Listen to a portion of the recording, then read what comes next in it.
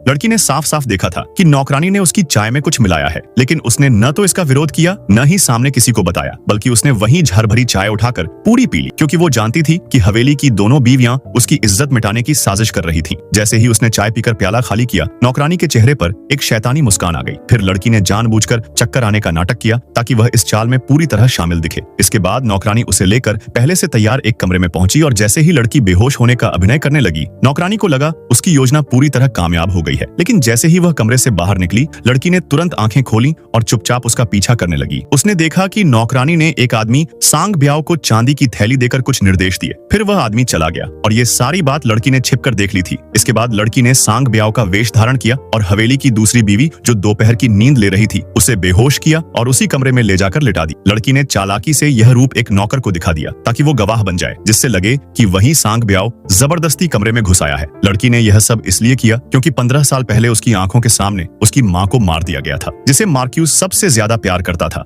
मगर इसी प्यार से जलकर दोनों बीवियों ने एक साजिश रची और अपने नौकरों से उसकी माँ को गला दबाकर मार डाला। फिर उस हत्या को ऐसा रूप दिया जिससे लगे जैसे कोई हादसा हुआ हो। लेकिन तब छोटी सी लड़की अलमारी में छिपी सब कुछ देख रही थी। उसके बाद वह लड़की गांव में अपनी माँ के पुराने घर में 15 साल तक अकेले रही और हर दिन बदले की आग में जलती रही। आखिरकार वो दिन आ ही गया जब बड़ी बीवी ने अपनी बेटी की जगह उसे जनरल हाउस में भेजने का निर्णय लिया और उसे लिवाने के लिए उन्हीं 2 नौकरानियों को भेजा जिन्होंने उसकी माँ की जान ली थी। लड़की ने चेहरे पर कोई भाव नहीं आने दिया और बोली, जब तक आप दोनों साथ हैं मुझे रास्ते की कोई चिंता नहीं। वे दोनों आश्वस्त थीं कि लड़की को कुछ नहीं पता, लेकिन लड़की ने अपनी माँ की दी हुई हेयर पिन पहनकर संकेत दिया कि उसका बदला अब शुरू हो चुका है। जैसे ही वह हवेली पहुंची, दोनों बीवियों ने स्वागत किया, मगर लड़की ने शालीनता से झुककर नम्रता दिखाई। एक बीवी बोली, इतने सालों बाद तुम्हें देखकर पहचानना मुश्किल हो रहा है। लड़की ने जवाब दिया, आप दोनों तो बिल्कुल नहीं बदली। फिर उसे उसी कमरे में रखा गया जहाँ कभी उसकी माँ रहा करती थी। कमरे की हालत देखकर वह समझ गई कि उसे कभी अपनाया नहीं जाएगा और उसके लिए जो नौकरानी रखी गई है वो महज एक जासूस है। मगर लड़की ने उसे ही अपनी चालों का औजार बनाया। उसने हवेली के बहाने से घूमने का नाटक किया और सीधा जा पहुंची उन नौकरानियों के कमरे में।